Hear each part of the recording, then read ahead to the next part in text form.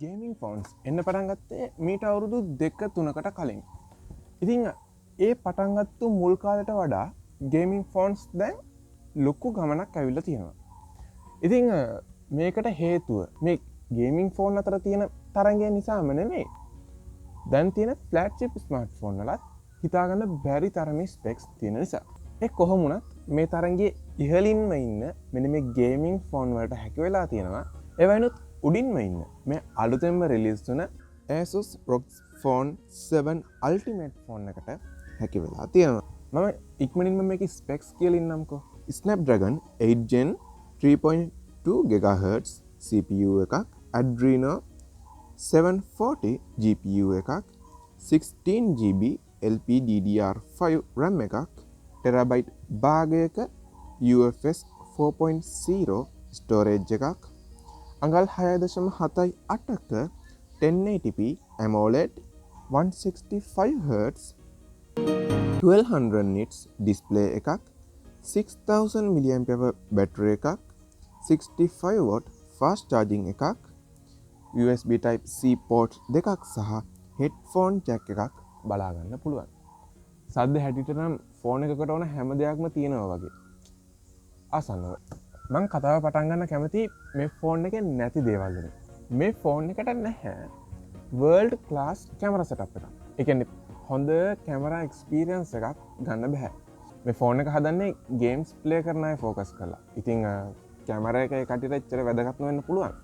ඒ වුණත් මෙච්චර ගාණක් දීලා ගන්න ෆෝන් එකේ camera එකත් ටිකක් අවුල් වෙලා හරියන්නේ නැහැනේ.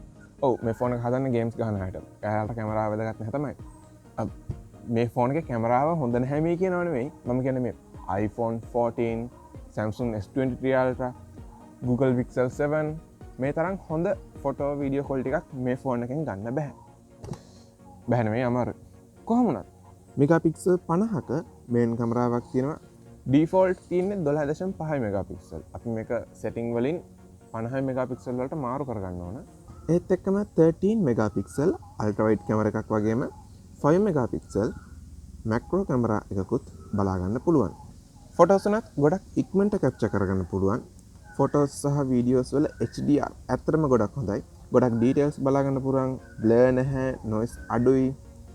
ප්‍රෝ ෆොටෝස් ඒ කියන්නේ අර DSLR වල වගේ ISO level එක, shutter speed එක මෙන්න මේවා control කරලා ෆොටෝස් කැප්චර් කරන කට්ටියට හොඳ ෆෝන් එකක්.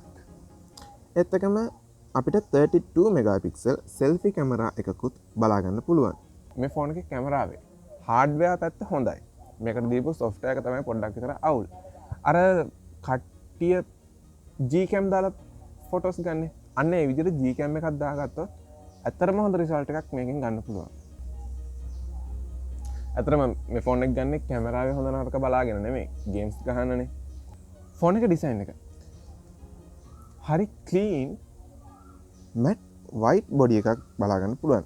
මෙන්න මේ බොඩි එකේ හැමතැනම එක එක ටෙක්ස්ට් බලා ගන්න පුළුවන්.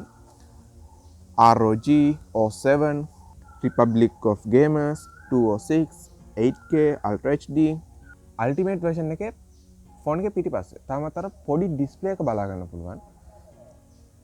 ෆෝන් එක පාවිච්චි කරද්දී ඒක ඔයාලට පේන්නේ නැහැ. සමහර ඉන්ෆර්මේෂන් ඇනිමේෂන් නැත්නම් පොඩි බැනර් එකක් විදිහට පාවිච්චි කරන්න පුළුවන්. ඩිස්ප්ලේ එක යටට හරවලා charge කරද්දී බැටරිය percentage එක බලා ගන්න පුළුවන්. ඒත් එකම පොඩි notification වගේ දේවල් මේකෙන් බලා ගන්න පුළුවන්. කැමරා setup එකෙත් ලොකු බම්ප් එකක් බලා ගන්න බෑ. දැන් තියෙන හැම ෆෝන් එකකම වගේ ටිකක් ලොකු බම්ප් එකක් බලා ගන්න පුළුවන්. ඉතින් මේක ගේම්ස් වලටනේ පාවිච්චි කරන්නේ. ගානට බැලන්ස් වෙච්ච ඩිසයින් එකක් නේ තියෙන්න ඕන. ඒක නිසා මේක මේ කැමරා බම්ප් එකක් ගොඩක්ම අඩු කරලා තියෙනවා. අඩු කරලා තියෙනනේ බලා ගන්නම් බැරි තරම්. අර මම කලින් කිව්වේ මේක ගොඩක් බැලන්ස් තියෙන්න ඕන කියලා සාමාන්‍යයෙන් ගේම් එකක් ගහද්දි දෙපැත්ත සමානව තියෙන්න ඕනනේ. අන්න ඒ නිසාම මේක බැටරි එකත් කොටස් දෙකකට බෙදලා මේකේ මදර් බෝඩ් එක මැදින් තමයි ප්ලේස් කරලා තියෙන්නේ. සුපර් ඩිසයින් එකක්. මේකේ බැටරිය මිලියම්පියර් 3000 කොටස් දෙකක් විදිහට තමයි දෙපැත්තට දාලා තියෙන්නේ. එතකොට සම්පූර්ණ බැටරි එක මිලියම්පියර් 6000ක් වෙනවා. ගේමින් ෆෝන් නේ. හරි. අපිට දෙනවා iPhone 14 Pro, Samsung S23 Ultra, Oppo Find X Pro. මේ හැම එකකම පිස්සු විතර ස්පෙක්ස් තියෙනවා. ඒත් මේක මේක ගේම්ස් වලට විතරක්ම නෙමෙයි. මේක ඩිස්ප්ලේ එකත් අර කලින් කිව්ව හැම ෆෝන් එකකටම වැඩි ඉස්සරහින් ඉන්නවා. අර කලින් කිව්ව ෆෝන් වල තියෙන 120 Hz ඩිස්ප්ලේ එක වෙනුවට 165 Hz OLED ඩිස්ප්ලේ එකක්, Hz 720ක ටච් සැම්පලින් රේට් එකක්, මිලිසෙකන්ඩ් 2.3ක ටච් රෙස්පොන්ස් ටයිම් එකක්, නැවතත් most responsive and most smooth display එක විදියට තහවුරු වෙනවා. අර flagship smartphone වල තියෙන 120 Hz display එකයි මේකේ තියෙන 165 display එකයි එකට තියලා බැලුවොත් පැහැදිලිව වෙනස අඳුර ගන්න පුළුවන්. මේ refresh rate එක ගේමර් කෙනෙක්ට මාරම විදියට වැදගත්. මොකද ඒ අන්තිම kill එක, අන්තිම frame එක, අන්තිම තත්පරේ අන්තිම ෆ්‍රේම් එක ගේමර් කෙනෙක්ට හිතා ගන්න බැරි විදිහට වටිනවා. ඒත් එක්කම හොඳ ස්මූත් ස්ක්‍රෝලිං එක්ස්පීරියන්ස් එකක්, ඇප් අතර මාරුදී තියෙන ඇනිමේෂන්, සෝෂල් මීඩියා වල ඉදි වුණත් ගොඩක් හොඳ එක්ස්පීරියන්ස් එකක් මෙන්න මේ ඩිස්ප්ලේ එකෙන් ලබා ගන්න පුළුවන්. මෙන්න මේ දෙකට වෙන් කරපු බැටරි ඩිසයින් එක මෙයාලා දැන් ගොඩ කාලෙක ඉඳන් ටෙස්ට් කරන්නේ. 3000 mAh plus 3000 mAh කියලා කොටස් දෙකක් තියෙනවා. එතකොට සම්පූර්ණයෙන් 6000 mAh. මෙන්න මේ ටෙක්නොලොජි එක නිසා ෆෝන් එකේ බැලන්ස් එක ගන්න තියාගන්න පුළුවන්. මේක කලින් කිව්වා වගේ මේක ගේම්ස් වලට ගොඩක් වැදගත්. එතකම ෆාස්ට් චාර්ජින් වලටත් මේක ලොකු සපෝට් එකක් වෙලා තියෙනවා. 65 watt ෆාස්ට් චාර්ජර් එකෙන් බිඳුවේ ඉඳලා 100ට යනකම් චාර්ජ් කරන්න මේකට යන්නේ විනාඩි 45ක කාලයක්. ගිය අවුරුද්දට වඩා විනාඩි 10ක කලින් මේක චාර්ජ් වෙනවා. එතකම මේක schedule charging, study charging, custom charging, fast charging වගේ මේ හැම දෙයක්ම බලා ගන්න පුළුවන්. USB-C port දෙකක් තියෙනවනේ මේකේ. මේ දෙකටම චාර්ජර් දෙකක් එකපාර ගහලා charge කරන්න පුළුවන්. එතකොට නම් හැබැයි fast charging support නැහැ. මේකේ මේ මැද්ද තියෙන USB port එක තමයි main USB port එක. මේකේ data speed එක වැඩි සහ fast charging support කරන්නේ මේ මැද තියෙන USB port එකෙන්. කලින් කියන නමතුණා. මේකට හම් වෙනවා සුපිරි මැජස් කෙටියක්. මෙන්න මේ මැජස් කෙටිය මේ කොටස සෙට් කරන්නේ මේ මැද USB port එකට. අතන මේක cooler එකක්. මේකේ active cooling 7 තියෙනවා. හරිම ලේසියෙන් පොඩි clip mechanism එකකින් තමයි මේක සෙට් කරන්නේ. මේක සෙට් කරාට පස්සේ මේ ෆෝන් එකේ පිටිපස්සේ තියෙන පොඩි කළු පාට කොටසක් මෙන්න මේක මෝටර් එකකින් ඉස්සිලා මේ ෆෑන් එකකින් එන හුළඟ කෙලින්ම CPU එකට. හරියට නිකන් කම්පියුටර් එක වගේ. මෙන්න මේ කූලින් සිස්ටම් එක නිසා ගේම්ස් වලදී සෙල්සියස් අංශක 20ත් 25ක උෂ්ණත්වයක් අඩු කරගන්න පුළුවන්. ඒත් එක මේ ෆෑන් එකේ පොඩි LEDs ටිකක් තියෙනවා. මේවා බ්‍රීදින් සහ අපි කරන වැඩේ අනුව පත් වෙන තමයි මේක හදලා තියෙන්නේ. ඒත් එක මේ කොටස ස්පීකර් එකක්. අතරම සබ්වූෆර් එකක්. Asus phone වල තමයි ගිය අවුරුද්දෙත් හොඳම ස්පීකර් සෙටප් එක තිබ්බේ. ඒ ස්පීකර් සෙටප් එකට මේ ෆිටින් හයි කරන සබ්වූෆර් එක එකතු වුණාම I've been super impressed with the speaker quality on the new iPhones. No one can argue that this is not one of the best sounding phones on the market, with a pretty powerful combination of its bottom firing speaker and then its earpiece speaker on the front. But last year's ROG Phone 6 already had the best phone speakers on the market, and they say they've now given the speaker units even more room to be able to move and therefore push more air, which should result in even boomier sound. Oh wow, okay. Instantly. You can probably hear this all the way to Apple Bar. Wow. It is insane how much better that is in the iPhone. It's louder, the bass is thumping. But then it just gets silly good when you use this. In other words, a third speaker designed specifically for bass. So just by locking it in like this, you hear the difference. It's adding a whole other layer of warmth and richness to the track. මේ සබ්වූෆර් එක නැතුව front facing විදියට dual speaker setup එකක් inbuilt මේ phone එකට එනවා.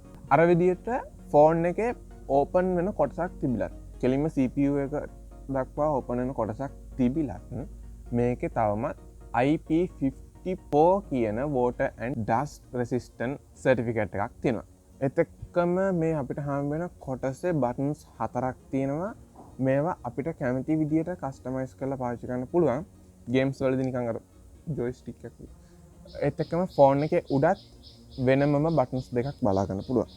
දැක්ක විශේෂතාව වෙන්නේ. දැක්ක ලොකුම විශේෂතාවය තමයි මේ අපිට වෙනම හම්බ වෙන ඇක්සසරිස් එක. ඒත් එකම dual USB port තියෙනවා. back display එකක් තියෙනවා. notch එකක් නැහැ. අනිත් ෆෝන් වල වගේ කැමරාවට ඉඩක් වෙන් කරලා නැහැ. ඒ කියන්නේ සම්පූර්ණ display එකක් දීලා කැමරාව වෙනම තමයි තියෙන්නේ. ඒක හොඳයි games ගහදී අර ඇඟිල්ල තියාගන්න වගේ. හොඳයි. ඒත් එකම මේකට දීලා තියෙන සුපිරි ඩිසයින් එක සෙල්සියස් අංශක 20ක තරම් උෂ්ණත්වයක් අඩු කරගන්න පුළුවන් කෝලින් සෙටප් එක වගේ දේවල් බලා ගන්න පුළුවන්. තිබ්බ එකම අඩුව මේකේ කැමරා සෙටප් එක. ඒකත් Gcam තියෙන්නේ. අපි කට්ටිය දාලා Redmi එහෙම පාවිච්චි කරන ගොඩක් කට්ටිය දාලා පාවිච්චි කරනවා. Gcam එකක් දාලා ගත්තොත් Apple උත් Samsung උත් පරාද වෙන සුපිරි කැමරා එක්ස්පීරියන්ස් එකක් මේකෙන් ගන්න පුළුවන් මට විශ්වාසයි. ඒත් එක්කම Wi-Fi 6 සහ 7 එනවා. Wi-Fi 7 තාම අපි ගෙවල පාවිච්චි කරන්නේ නැහැනේ. එන කාලෙක Wi-Fi 7 උනත් මේකට සපෝට්. ඒත් එක්කම හෙඩ්ෆෝන් පෝට් එකක් තියෙනවා. ඇත්තටම ගොඩක් හොඳ ෆෝන් එකක්.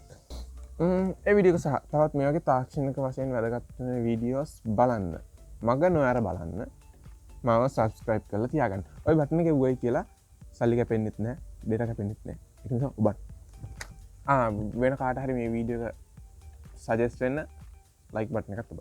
ඒත් එක්කම ඔයා ආසයි නම් ෆෝන් එකක ඇතුළ මොන වගේදයි කියලා බලන්න මේ වීඩියෝ මේ වීඩියෝ එක ක්ලික් කරන්න. ඒ වීඩියෝ එකෙන් මම ඔයාව හම්බ වෙනවා. සුබ දවසක්.